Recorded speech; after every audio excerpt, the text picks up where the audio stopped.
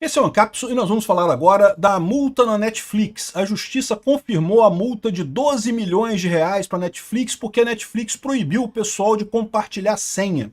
Olha só que coisa, você compra uma assinatura da Netflix e começa a compartilhar a senha com um monte de amigo seu. Isso é proibido. Já era proibido nos termos de uso do pacote, né?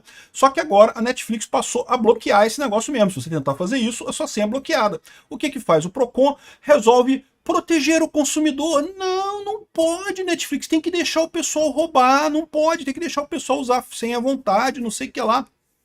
E vão botar uma multa na Netflix. Esse pessoal acha que está ajudando o consumidor. Sabe o que está acontecendo? Sabe o que vai acontecer nessa história? Vai subir o preço da Netflix. É isso que acontece no final das contas. Esse pessoal é burro. Esse pessoal acha que o governo tem o condão de proteger o consumidor. Não tem. O governo só atrapalha. Você pode até considerar que se fosse um caso realmente de ataque, alguma coisa muito séria, coisa e tal, mas um caso em que a companhia está só fazendo valer uma regra que já tinha no contrato dela, sabe o que vai fazer isso? Essa suposta, entre aspas, proteção do consumidor? Aumento de preço, é lógico, porque vai ficar mais caro para a Netflix. Ela tem que equilibrar lá a receita dela, né? E olha que eu tô falando isso tudo, eu detesto a Netflix, eu tô puto com a Netflix, acho terrível a Netflix, tá uma bosta essa Netflix, porque tem cheio de filme de merda esquerdista nessa porcaria. Mas eu acho que eles estão certos nessa. Você sabia que não podia compartilhar a senha? Ah, mas antes compartilhava sem problema. O que está acontecendo agora que eu não posso compartilhar mais? Não pode, nunca pôde. Antes eles só não tinham o controle sobre isso. Essa notícia foi sugerida por Glande Chandon, Cabeça de Rolon, Miau, Miau, Miau, Sai Gato e várias outras pessoas. Obrigado aí ao pessoal que sugeriu notícias lá no nosso site, no visãolibertaria.com. E obrigado a você que está assistindo o nosso vídeo. Se você gosta do nosso conteúdo, por favor, deixa o seu like e se inscreva aqui no canal. Né? Pois bem, a justiça manteve a multa de 12 milhões de reais pelo bloqueio do compartilhamento de senhas da Netflix. Então vamos entender, quando a Netflix começou aqui no Brasil, ela era baratinha e você não tinha comercial, baratinha, e você meio que não tinha controle nenhum, você podia compartilhar senha, um monte de gente fez isso. Eu sei, meus filhos faziam isso com os colegas dele aqui, fazia uma assinatura da Netflix, o pessoal compartilhava a coisa, pagava direitinho a Netflix no nome de um, dava senha para todo mundo, e tinha às vezes 12 pessoas assistindo a mesma conta da Netflix num monte de lugar, né? Isso sempre foi proibido, já estava nos termos do artigo lá da coisa, que era proibido esse tipo de coisa. Mas a Netflix não enforçava isso, ela não proibia explicitamente isso. E aí é isso que é o argumento que eles dizem aqui. Como ela não proibia isso antes, ela não pode proibir agora, porque ficou confuso. O Código de Defesa do Consumidor tem uma teoria dentro dele lá que é o seguinte, que a empresa é responsável pela comunicação. Se o consumidor entendeu errado a coisa, a culpa é da empresa, não é do consumidor. Então eles estão dizendo aqui que como a Netflix não proibia antes, ela meio que dava aval para esse tipo de coisa. Se ela mudou isso depois, é uma mudança que não pode, que ela tem um erro. E eu já falei, isso é um absurdo. Eu entendo que realmente a empresa pode ser culpada se tem alguma coisa errada nos termos de uso, ou pouco clara nos termos de uso, concordo, é verdade.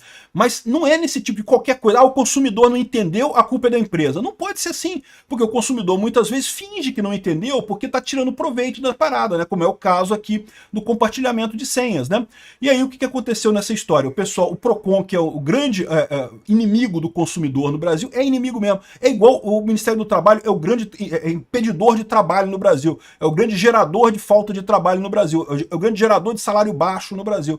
Esse pessoal fica achando que lei, que proteção do governo protege alguma coisa. Não. Proteção do governo só aumenta preço e diminui salário. É o que eu falo, a mesma coisa da CLT. O pessoal acha, não, porque os direitos da CLT e coisa e tal. Meu amigo, o patrão pega aquilo tudo ali, bota na conta ali no RH, calcula o overhead do seu salário e joga o salário lá para baixo para compensar esse custo todo que tem a CLT aqui no Brasil. Quem está perdendo é você, meu amigo, você que está perdendo dinheiro com a CLT. Por isso que lá nos Estados Unidos o pessoal recebe muito mais do que aqui no Brasil, porque lá não tem essas frescuras. Você trabalha quando você acordar com o seu patrão. Ah, mas o meu patrão quer que eu trabalhe demais, que eu vire um escravo trabalhando 9 horas por dia. Beleza, pede demissão. Você não é escravo. Escravo é se você não puder pedir demissão. Se você não puder pedir demissão, é escravo. Mas se você pode pedir demissão, você não é escravo. Você está trabalhando muito. Se você não gosta, pede demissão e procura outro emprego. Coisa mais normal do mundo. Quando você coloca essa proteção do governo, o que gera? Duas coisas. Primeiro que o custo vai ser repassado para o funcionário no final das contas, o salário diminui. ou o salário diminui ou o produto aumenta. Lembra, uma empresa, ela tem o objetivo de lucro, ela tem que ter lucro. Se ela não tiver lucro, ela quebra, ela vai à falência. Então ela tem que ou repassar isso em produtos mais caros ou repassar isso no salário, diminuindo o salário. As empresas tipicamente fazem as duas coisas aqui no Brasil. E são tantas dessas regras da CLT para esse tipo de coisa que você acaba na situação que você tem aqui no Brasil já há muito tempo, que todo mundo ganha mal pra caramba, todos os salários são baixos pra cacete e todas as coisas custam caro pra cacete aqui. Por quê? Exatamente por causa desse custo da CLT. Porque lembra, o custo quando você judicializa coisa, quando você cria regras do governo, não é só o custo de você atender aquela regra, é também o custo da incerteza jurídica. Por quê? Porque a CLT tem milhares de códigos que são interpretados. E não é só. O direito trabalhista no Brasil é insano, tá? Porque a CLT ela é super atrasada, fala sobre coisas sobre. Não, porque o condutor de telégrafo, de não sei o que lá, o cara que mexe a alavanca na ferrovia. Tem os negócios da época que ela foi escrita, lá em 1943 ou 53, sei lá quando foi escrita essa porcaria. Desde aquela época, e que. Não existe mais essas profissões hoje. Hoje os trilhos de trem são todos automatizados, não tem ninguém com telégrafo, usando telégrafo hoje em dia, mas tem essas coisas na CLT ali. E aí você tem toda uma parte da legislação que são SBDI 1, 2, não sei o que lá, e um monte de coisa além da CLT, para interpretar o que está escrito na CLT. É uma insanidade. O resultado disso é que você tem milhares de regras que é impossível a empresa atender a todas elas. Na prática, tem regra incompatível, tem regra que uma contradiz a outra. Ou seja, você começa a ter a situação que a empresa, se alguém entrar na justiça, ela vai perder. Então o que isso leva a empresa? A empresa tem que considerar isso no custo. Todas as empresas brasileiras têm o chamado passivo trabalhista, elas calculam mais ou menos quanto é que elas podem se ferrar na Justiça do Trabalho e adivinha, ou botam isso do preço do produto para cima ou diminui o salário das pessoas para baixo. Não resolve nada. Essa suposta proteção do trabalhador pela CLT não protege trabalhador nenhum, só cria custo. A mesma coisa com a defesa do consumidor. Fica os PROCON da vida, o pessoal, porque Código de Defesa do Consumidor, olha que maravilha. Código de Defesa do Consumidor é inútil. Eu vivi antes do Código de Defesa do Consumidor. A maior parte que tinha das coisas que tem no Código de Defesa do Consumidor já existia antes. Você tem produto quebrado, a pessoa trocava antes. É lógico que o comerciante tem interesse em fazer isso. Por quê? Porque no final das contas é interesse do comerciante que você volte a comprar lá. Então todo comerciante já troca produto, já trocava produto antes do Código de Defesa do Consumidor, já trocava produto quebrado. Já tinha essa prática assim. Aí você fala assim, não, mas tinha uns que não trocavam. Como continua tendo, depois que não trocam hoje em dia.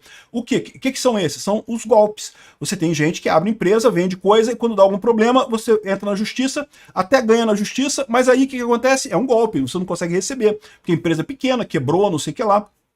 Então, ou seja, o Código de Defesa do Consumidor, mais uma vez, resolveu absolutamente zero problemas no Brasil. Tudo que tem ali já era feito pelas empresas antes do Código de Defesa do Consumidor, sem problema nenhum, até porque já tinha uma lei também antiga, mais antiga que isso, que já falava alguma coisa do que tem lá no Código de Defesa do Consumidor.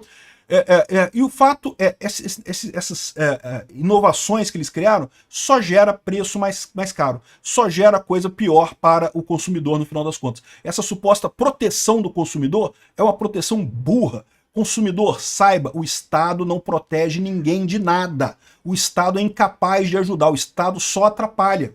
Isso daqui é um caso clássico. A Netflix perdeu 12 milhões de reais, tá vendo? Ele me protegeu de eu ter que seguir a regra lá e não compartilhar minha senha na Netflix. Olha que maravilha. Eu, sinceramente, quero que a Netflix se ferre, que quebre, cambada de esquerdista que trabalha na Netflix. Mas a verdade é que eles estão certos nessa. E sabe o que vai acontecer? Eles vão aumentar o preço da Netflix para acomodar esse preço aí.